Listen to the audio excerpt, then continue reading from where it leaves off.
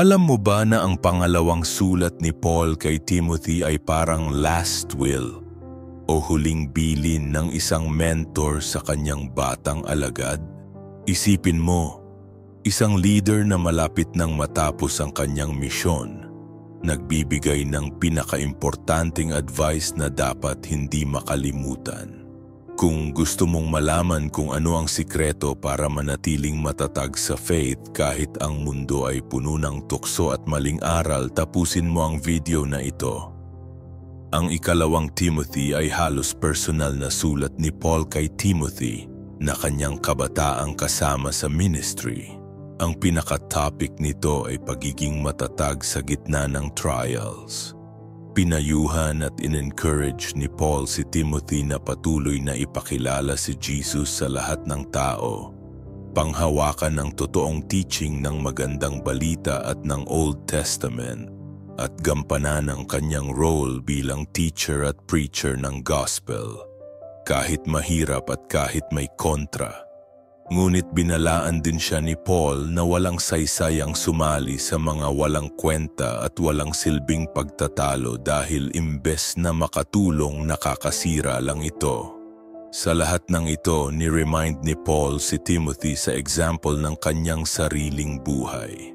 Ang kanyang faith, pag-ibig, pagtitiyaga at pagtitiis sa gitna ng mga pagsubok. Sa aklat na ito, sinulatan ni Paul si Timothy para palakasin ang loob niya bilang isang young servant of God. Pinaalala niya na huwag susuko, huwag mahiya sa faith, at huwag matakot sa trials na darating. Kahit maraming tao ang mas pipili ng false teachings kaysa sa truth, dapat manatiling faithful kay Jesus at sa Word of God. Ipinakita rin ni Paul na ang paglilingkod sa Diyos ay hindi madali, pero may malaking halaga.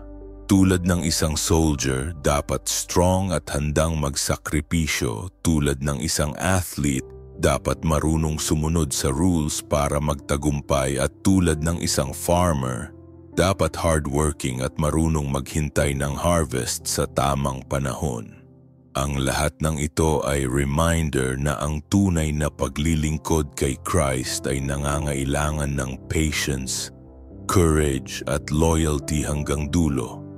At higit sa lahat, ipinapakita ng ikalawang Timothy na kahit gaano kahirap ang life o gaano karami ang temptations, may reward at hope ang taong nananatiling faithful kay Lord. Isa sa pinakamahalagang duty na iniwan ni Paul kay Timothy ay ang ipangaral ang Word of God sa lahat ng panahon.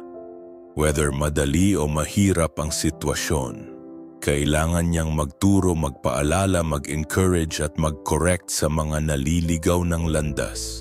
Isa pang duty ay turuan ng mga reliable people para sila rin ay makapagturo sa iba at maipasa ang good news sa next generation. Pinaalala rin ni Paul na manatiling faithful si Timothy kahit surrounded siya ng tukso, problems at false teachings.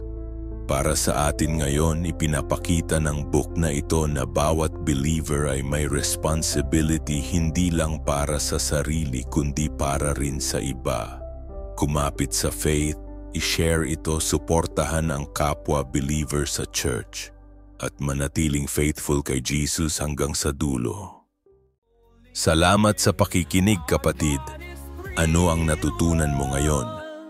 I-comment mo. At huwag kalimutang i-like, i-share, at mag-subscribe. God bless. I believe in the name of Jesus, amen.